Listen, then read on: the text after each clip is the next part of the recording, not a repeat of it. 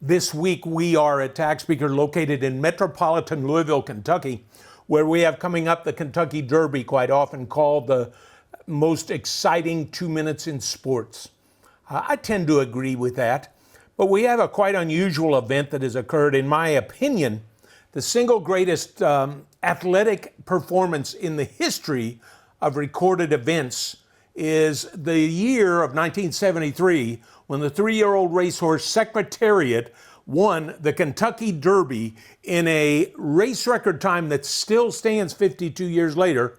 He won the Kentucky Derby. Follow that up with the Preakness Stakes in Pimlico, Maryland, with a track record time that still stands 52 years later.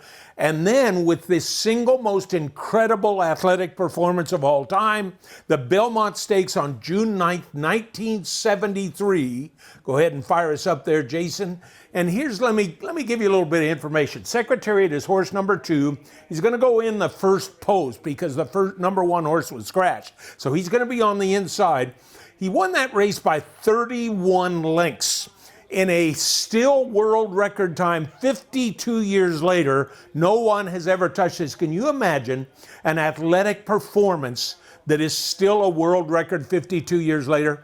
I knew this horse. I owned his last male offspring as a racehorse. Didn't quite have the speed that his dad had, but just an incredible horse. I was lucky enough to deal with the tax returns on this, but what I thought I'd do is use the background of the race, the Belmont Stakes in June of 1973, as you were in my background. So around the track, across America, because the attendance is so big, people will come from out of town and they'll rent a house sometimes for a week, maybe a little bit more. And what we first wanted to mention as the race is unfolding behind me is there's a rule called the Masters Rule that also applies to any sporting event. And that is, if you rent your personal residence for less than 2 weeks in a year, then any income you will receive from that is tax-free. So the tax benefits slowly build and the lead builds, and you're going to argue back and forth a little bit. And then we go to the gambling aspect. The money bet on these races, incredible amounts of money bet. If you are a gambler, you're supposed to report all those winnings as income, and you're only allowed to deduct the losses if it's a same session. Well, each race is an individual race. So that if you're betting on Sham, who's the number 2 horse at this point, running second, then you will not be able to deduct that loss because each race stands on its own.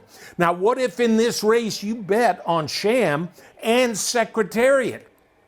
You have a win from Secretariat, you have a loss from Sham, that would be considered a same session, and you should be able to deduct the loss from the Sham ticket against the winnings of Secretariat.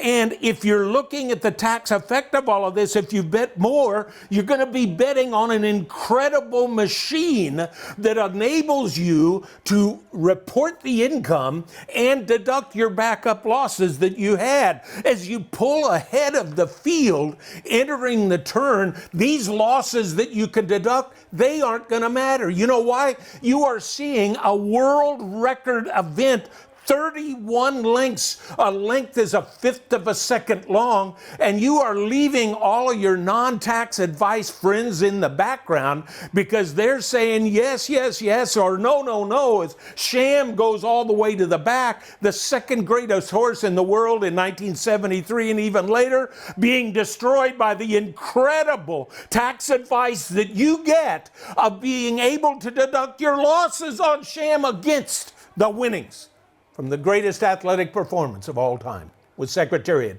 June 9th, 1973. Miss Penny there on TV. Haven't seen her in 40 years. I hope you enjoyed that little synopsis, everyone.